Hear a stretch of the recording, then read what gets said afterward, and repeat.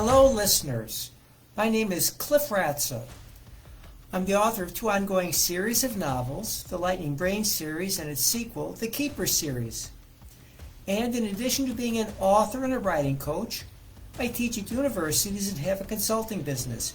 If you would like to learn more about me, my books, or my writing coach activities, please contact Prime Solutions via lightningbrainseries.com website. I try to make videos that I think authors and writers and most people might enjoy listening to. My latest string centers on the Ukrainian invasion, as does this one too. And I try to cover topics unlike what you might see on the news or in YouTube or other videos. I figure that if I can't find a different point of view, there's no reason for me to add something you can find elsewhere. So the title of this video is The Ukrainian War Story from an Author's POV. And of course I don't know the details or what the ending will be, but I'll sketch out how a novelist might look at it. And to do this, I will use some of my writing coach articles and add some guiding principles from other books or articles. So here we go. As the great writing coach and screenwriter Robert McKee says, there are three components to a novel: story, character, and dialogue. I will cover story and character in this video, and I'll begin with story. The story or storyline is the journey that our main characters take, and it contains all the actions that unfold from beginning to end. That's the plot. Joseph Campbell's book, The Hero's Journey, is considered the source book for journeys or plot arcs, and it uses the classic W pattern or three-act play. You can visualize it like this. Draw a W. Its beginning downward stroke is Act 1, the middle two strokes are Act 2, and the final upward stroke is Act 3. You must have 5 plot turning points. The first is near the beginning. That's the top of the leftmost part of the W, and is labeled Call to Adventure. The second is at the bottom of the first downward stroke and is labeled Crossing the Threshold. The third is at the top in the middle and is called The Ordeal. The fourth is at the second bottom and is called Death, or Existential Setback, or Start on the Road Back. And the fifth is near the end, which is top of the rightmost part of the W and is labeled Climax, Resurrection, or Hero Returns Home. Whatever you call them, I think you understand how the turning points change the direction of the plot. Intensity goes up and up as you move along the W, and hope can rise and fall along the journey. And there can be 10 or more plot points planted along the W. For our Ukrainian war story, I think most people would say the first turning point would be late last year when the Russian invasion appeared imminent. This would be the call to action. And I think you would agree that the second plot point, Crossing the Threshold, took place when the invasion actually began. This marks the end of Act 1, which is 1/4 of the way through the story. And I think most people would say the plot is now advancing towards the third turning point, the ordeal, which is midway through the story. And from what the experts are telling us, there might be a long way to go to reach even that. Diplomacy among government leaders and battle among armies can drag on and on.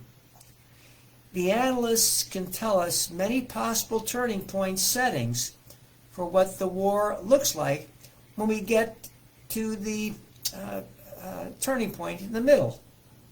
For example, pessimists might say that Kiev is completely destroyed. The realists might say that it's surrounded by Russian troops, and the optimists might say the Russians are stuck on the outskirts. You and your friends or significant other might like to consider your own settings for the midpoint. And where might the plot take us? What might turning points 4 and 5 be? There are many possible settings for them.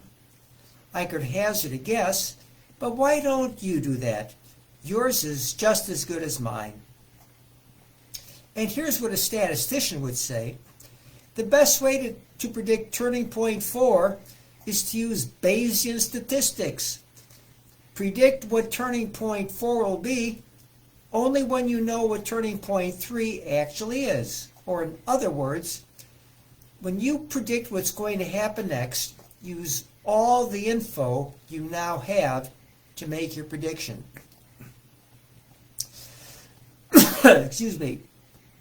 And you don't have to be a stats whiz to know this makes good sense. Now let's consider the characters in our story. A novel needs enough characters to carry the plot from the beginning to the end. We already know who the two main characters or protagonists are in our Ukraine war story. President Putin and President Zelensky.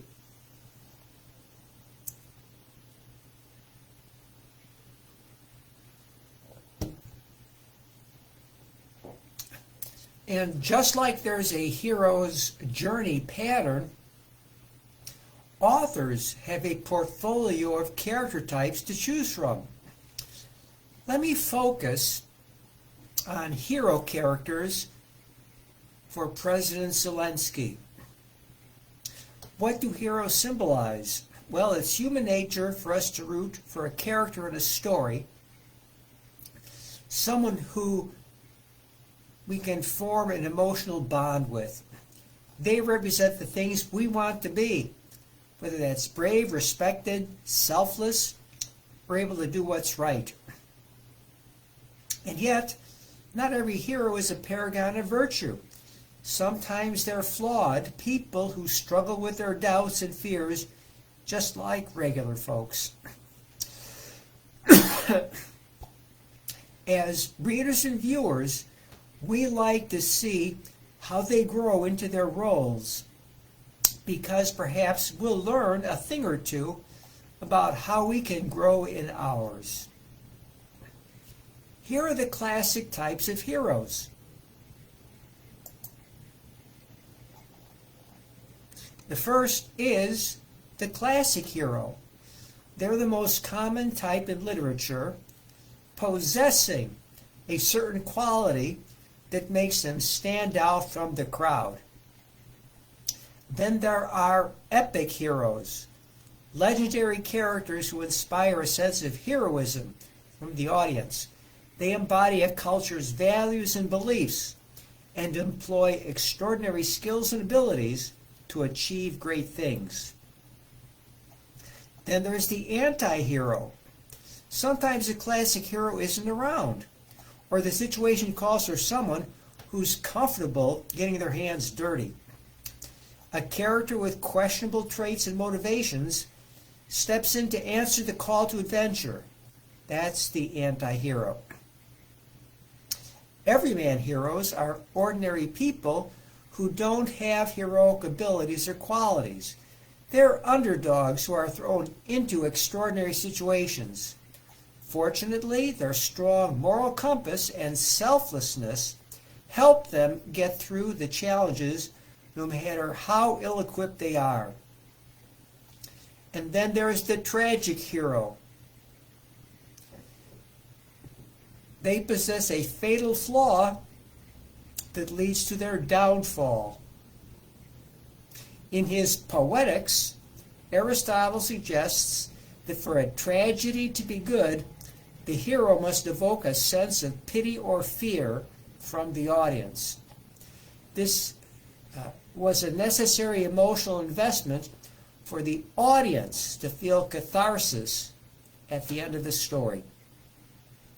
And then there are superheroes. They have abilities that make them superhuman. They use these abilities to make the world a better place or dedicate themselves to protecting the innocent. To do so, they often disguise themselves with an alternate persona. Willing heroes are those who are ready for action and need little convincing to answer the call to adventure. These are the characters who run into danger with a gleam in their eyes. They're not afraid to take risks if it's for the greater good.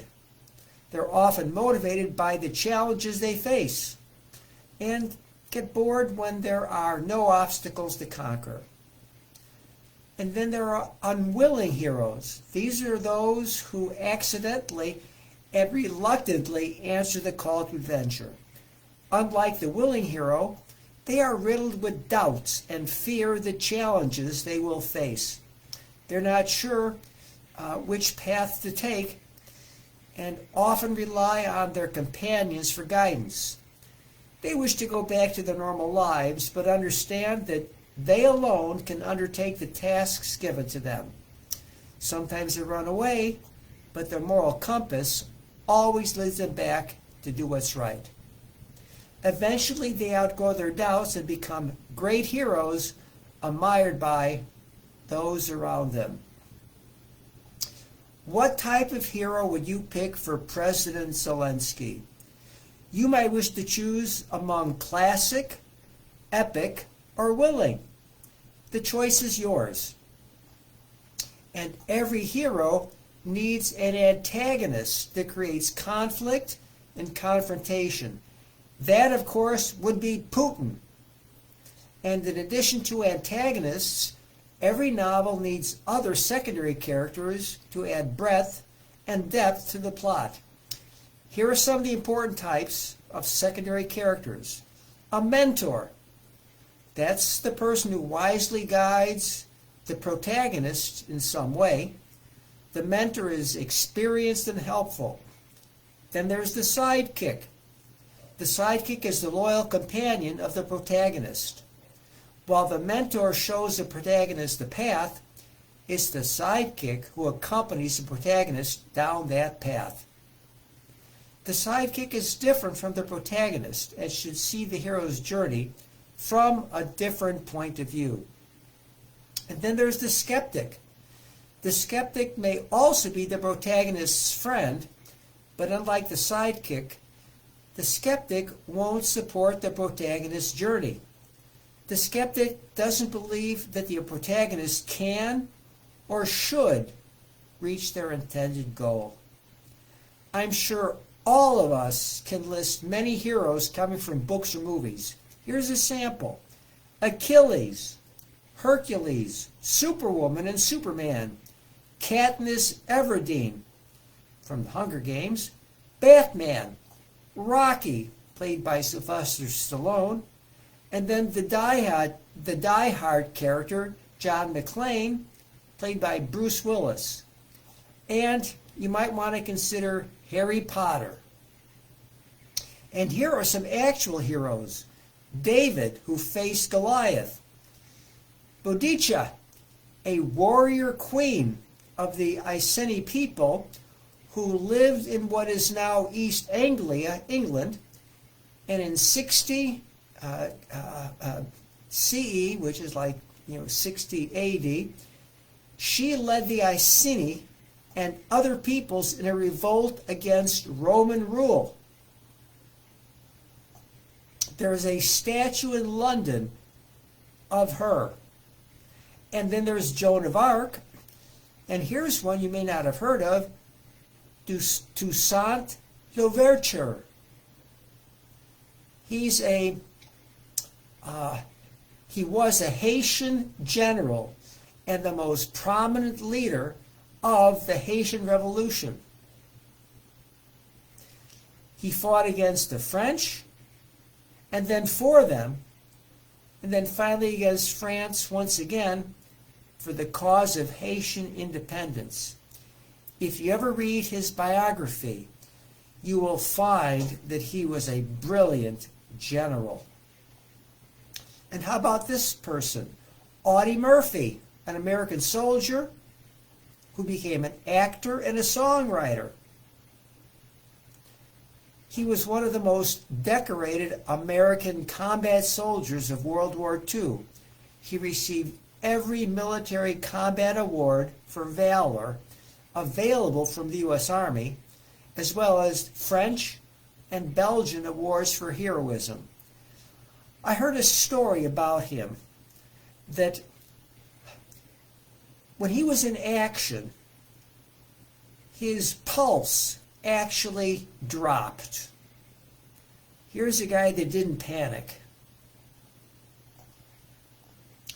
I did a Google search for some information on Ukrainian heroes and found an article written by a Ukrainian author in The Economist magazine just a couple of days ago. Let me read it to you. So here it is. Before the war, Ukrainian teenagers liked to text each other photos of Russian rappers, a faceless man in a helmet, the so-called ghost of Kiev. This legend was born on the second day of the Russian invasion. An unknown pilot was said to be patrolling the skies over Kiev in an old Soviet MiG-29. As of Tuesday morning, he has supposedly shot down at least 10 Russian jets. Though the Ministry of Defense has insisted this spectral ace is real, corroborating evidence is scarce. Some videos purportedly showing him in action turned out to be culled from computer games. Other memes are flowing back and forth. The soldiers on Snake Island who responded to a warship's call to surrender by telling the Russians to go F*** yourselves. Then there is Vitaly Skakun, the sapper who volunteered to mine the bridge to Genechesk as a column of Russian tanks approached and got blown up in the process. Even the president, Volodymyr Zelensky, has become cooler than St. Petersburg Grime with his defiant videos on social media. Since it gained independence in 1991, Ukraine has struggled to find heroes around whom to build a national myth. The ones that history has passed down to us don't quite work for various reasons, but the past few days have generated dozens. There's something fitting about the fact that the most romantic of them, the ghost pilot, may not even be real. If these heroes didn't exist, we'd have to invent them. Right now it feels like courage is all that stands between us and total obliteration.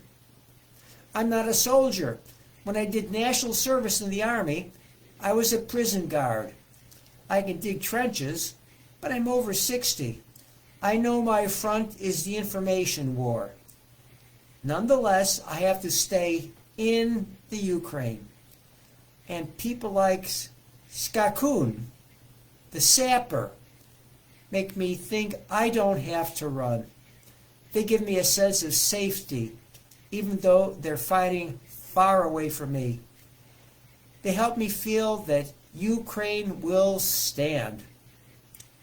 Many of the plinths in Kiev, where people might look for patriotic inspiration, are occupied by figures who now seem obscure, divisive, or unloved. Ukraine's difficulty in finding national heroes reflects its checkered past. We are a multi-ethnic, multilinguistic society that various great powers have tussled over. The Polish-Lithuanian Commonwealth, the Tsarist Empire, the Nazis. What one part of the country sees as bravery, another might see as treachery or oppression. Ukrainians don't like having anything imposed on them, least of all heroes. True, few people have anything against the national poet, Taras Shevchenko, but he was exiled by the Tsarist imperial police in the 19th century for his patriotic verses. And victims rarely make good heroes, especially for a people at war. The Soviets tried to make Bohdan Khmelnytsky into a national figure. This 17th century Cossack army leader was a useful symbol for the Kremlin. He famously invited the Russians into the country, formally asking the Tsar in 1654 to help him fight the Poles. Soon afterwards, the Tsar banned the Cossack army, and the Ukrainian territories lost their independence.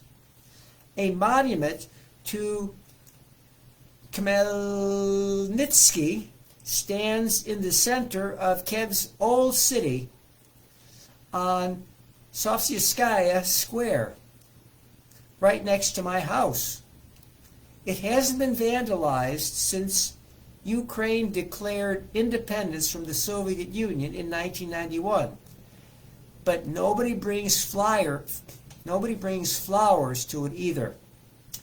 It does not help that his supporters killed thousands of Ukrainian Jews, whom they accused of being in league with Poland. The most controversial Ukrainian hero is Stepan Bandera, an ultra-nationalist who welcomed the Nazis to Ukraine in 1941 because he wanted to rid the country of communists. His obsession with Ukrainian independence eventually led the Nazis to send him to a concentration camp, where he spent most of the war. Afterwards, he settled in Munich and was assassinated by a KGB agent in 1959. Many Ukrainians appreciate his dedication to the country's independence. Some volunteer forces now fighting Putin have rechristened Molotov cocktails Bandera smoothies. Others remain appalled by the violence his followers committed. More recent attempts at national myth-making have been no more successful. For a brief moment, Viktor Yashenko looked like he might have the right ingredients. When he stood against the Kremlin's candidate, Viktor Yanukovych, in elections in 2004, but he was poisoned and left permanently disfigured. The ensuing wave of outrage became known as the Orange Revolution, which prompted a rerun of the vote. After Yashenko was elected president, however, he was only too ready to compromise with the older order. And the Maidan uprising in 2014 might have produced someone better, a military pilot and captain in the Ukrainian army. Nadezhda Savchenko was taken prisoner by the Russians, who put her on trial in Moscow, where she swore at the judge and refused to recognize the court's authority. She became a member of parliament upon her release, yet was a perplexing political figure, at times advocating friendship with Donbass separatists. Some thought the Russians had turned her. Today she is completely forgotten. Will there be statues of Zelensky one day? Will people visit them? Perhaps we will no longer be stuck in Ukraine's endless cycle of heroes turned anti-heroes. Since 1991, Ukraine has been an independent country for the first time since Khmelnytsky's heyday in the 17th century. Our people value that independence above all else. Even many who don't like Zelensky's government or Ukraine's political system are willing to fight for it rather than see Ukraine crushed by an outside power. If this war's heroes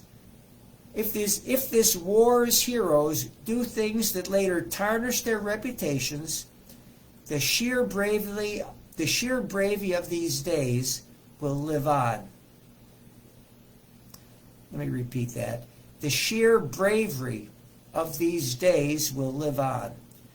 I think people will remember the name of the sapper, Vitaly Skakun. We will build a new national identity around him. This article was written by Andrei Kurkov. He is a Ukrainian writer. His most recent novel is Gray Bees. I think this article is another example of how important authors and writers are. Their POV, their empathy, their ability to capture the moment with their words contributes so much. And as we've learned during the COVID-19 pandemic, perhaps everyone is a hero in their own way, in their own life. The entire Ukrainian people are heroes in my mind. And perhaps this poem is an appropriate end to this podcast.